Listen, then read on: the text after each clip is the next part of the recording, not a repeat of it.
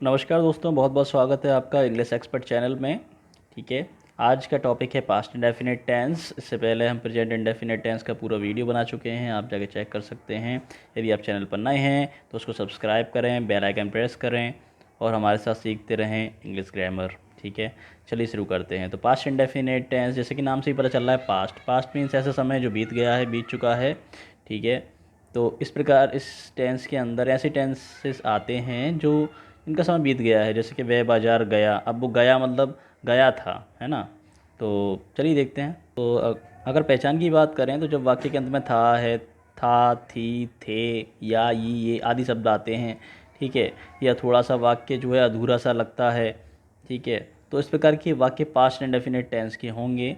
ठीक है, तो आपको और इसको डिटेल में समझा देते हैं एग्जाम्पल के द्वारा। देखिए, जैसे कि पहला एग्जांपल है इसमें, वह बाज़ार गया। ठीक है, तो वो गया मतलब अभी जा नहीं रहा है, ना वो रोज़ जाता है, वो गया था मतलब। ठीक है, तो पास्ट की बात हो गई है। तो ही वेंट टू मार्केट, उसने डरावना सपना देखा। अब जाहिर सी बात है कि डरावना सपना कल रात को ही देखा होगा, है ना। तो उसने कल रात को जो है डरावना सपना देखा, तो ये भी बात बीती हुई हो गई है, तो ये भी पास्ट इंडेफिनिट में आएगा। सी सॉ अ हॉरिबल ड्रीम, तुमने मुझे पत्र लिखा था। अभी नहीं लिखा है, पहले लिखा था। ठीक है, तो ये बात भी बीती हुई हो गई है, पास्ट में चली गई है। तो you wrote me a letter. ठीक है, पास्ट इंडेफिनिट और past perfect, sorry present perfect में बस इतना सा अंतर है कि उसमें प्रेजेंट परफेक्ट में है शब्द आएगा लास्ट में। अगर है आता है, जैसे कि तुमने मुझे पत्र लिखा है, तो ये प्रेजेंट का होगा। वह बाज़ार गया है, तो ये प्रेजेंट का होगा। लेकिन अगर है हटा दिया जाए और खाली बिना है कि अगर वो सब सेंटेंस लिखा हुआ है तो वो पास्ट इंडेफिनिट होगा। ठीक है, तो इसको थोड़ा सा ध्यान रखें, ठीक है, कंफ्यूज ना हो। चलिए इसको सीखते हैं। तो इस सेंटेंस को किस तरह से बनाते हैं, इस टेंस को कैसे बनाते हैं, पास्ट इंडेफिनिट टेंस के नियम क्या हैं बनाने के। तो देखिए, सबसे पहला नियम है, बड़ा आसान सा सेंटेंस है ये, इसमें ज़्यादा समस्या नहीं आती है। इस टेंस के जो साधारण वाक्य होते हैं, यानी अफर्मेटिव सेंटेंस जो होते हैं, उसमें सभी सब्जेक्ट के साथ, चाहे सिंगुलर सब्जेक्ट हो या प्लूरल सब्जेक्ट हो, सभी के साथ आपको वर्ब की सेकंड फॉर्म लगानी होती है। और सबसे अच्छी बात कि इसमें कोई हेल्पिंग वर्ब का यूज़ नहीं करना होता, सिंपल सा आपको वर्ब की सेकंड फॉर्म लगानी होती है और सेंटेंस आपका होता है।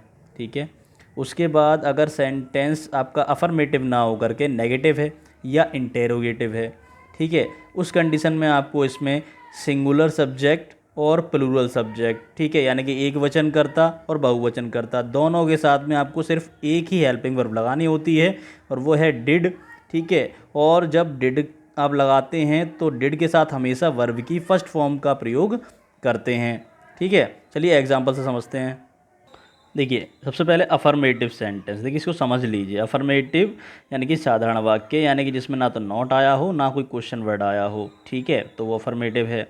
तो इसको बनाने का सिंपल सा फॉर्मूला है, सबसे पहले आपको सब्जेक्ट लिखना है, उसके बाद में वर्ब की सेकंड फॉर्म लिखनी है और फिर ऑब्जेक्ट लिख देना है, बस बन जाएगा आपका सेंटेंस। इसमें किसी प्रकार की हेल्पिंग वर्ब का यूज़ नहीं करना होता। जैसे कि मैं कल विद्यालय गया या मैं कल विद्यालय गया था, ठीक है, तो मैं की होती है आई, सब्जेक्ट हो जाएगा हमारा, जाने की होती है गो, लेकिन सेकंड फॉर्म होती है वेंट। ठीक है, कहाँ गया है, स्कूल गया है, आई वेंट टू स्कूल, कब गया था, कल। ठीक है, तो कल की यस्टरडे होती है, तो I went to school yesterday. ऐसे ही उसने चिड़ियाघर में भालू देखा, ठीक है, तो सब्जेक्ट है उसने, उसने की शी ही कुछ भी लगा दें आप।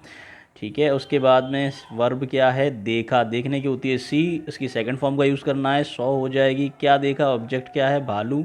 अब बियर, कहाँ पर देखा, चिड़ियाघर में, इन जू। ठीक है, तो उसने चिड़ियाघर में भालू देखा, सी सॉ बियर इन जू।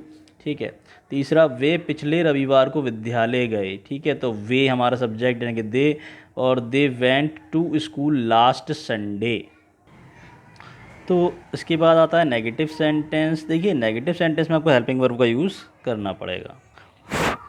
ठीक है, तो सबसे पहले आपको सब्जेक्ट लिखना है, उसके बाद में हेल्पिंग वर्ब डिड लगानी है, उसके बाद में नॉट, फिर वर्ब की फर्स्ट फॉर्म और ऑब्जेक्ट। ठीक है, तो जैसे कि उसने पाठ याद नहीं किया, he did not learn the lesson, उन्होंने तुम्हारी घड़ी नहीं ली, दे डिड नॉट